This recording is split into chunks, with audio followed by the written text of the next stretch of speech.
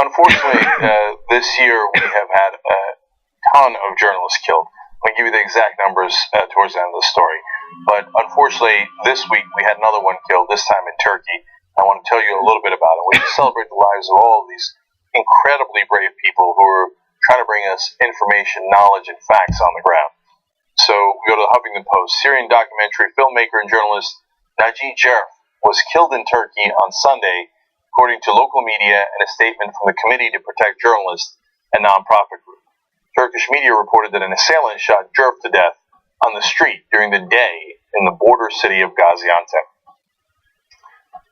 It's a lot of people killed by seemingly, apparently, ISIS in the middle of Turkey in broad daylight. And golly gee, the Turkish government never seems to be able to do anything about it. When they want to fight Kurdish separatists, they roll in the tanks. When it comes to protecting Syrian journalists, Kurdish peace protesters, massive bombing that they say ISIS did, killed over 100 people in the middle of the country. I mean, right there, no protection at all.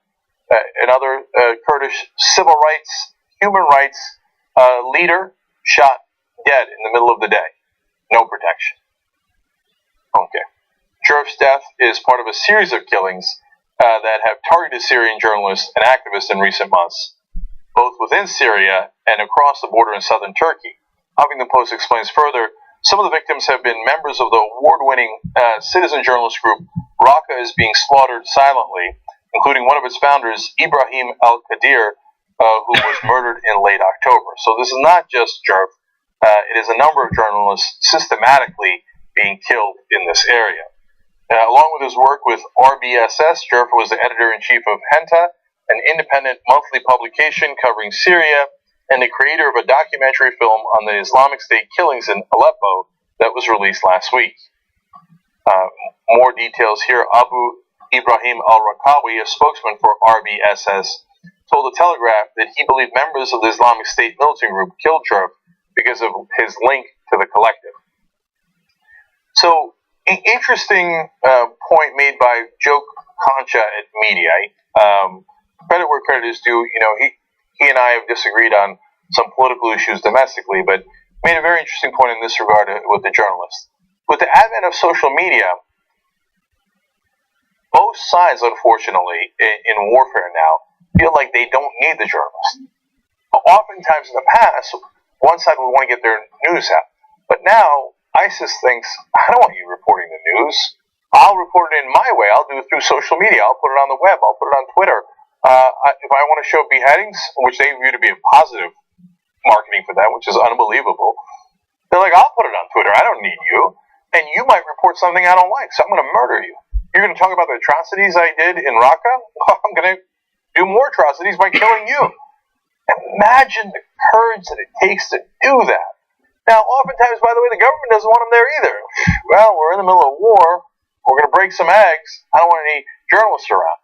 Now, in an unrelated story, Turkish tanks are rolling into some of their own cities fighting against Kurdish separatists. Now, they don't allow any press in there. Why? Because they don't want you to see where the tanks are hitting. So, apparently now nobody wants the press, and that's why they're getting murdered left and right. And in this case, even more tragic, he knew he was in trouble. Jerf, his wife, and their 2 children had supposedly received visas granting them asylum in France.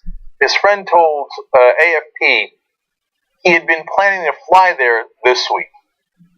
Now, obviously, before he had a chance to do that, he was killed in the middle of the street.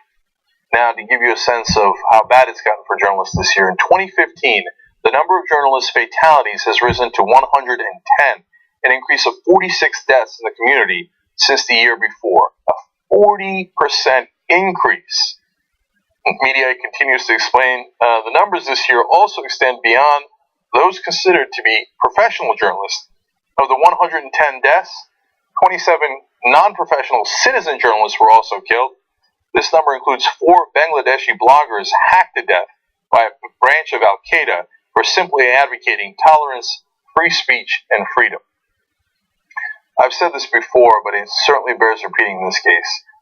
Whether it's professional members of the press or these bloggers who are advocating something as simple as tolerance, free speech, and freedom are the most courageous people on earth. To go in there, it's so easy for someone like me to do it sitting in a studio in Los Angeles, easiest thing in the world. For them to go there and blog about it in Bangladesh, knowing that they're taking their life into their hands. Yes, this message is simple, and it should be one that the whole world should accept. Tolerance, freedom for individuals. But a lot of people don't accept it, and these folks know it, and they're brave enough to say it in the face of monsters like this. And unfortunately, a lot of them pay a heavy, heavy price for it, and this year it got worse than ever. However you can support the true heroes of journalism and the press, you should do so. These guys are the bravest guys on earth.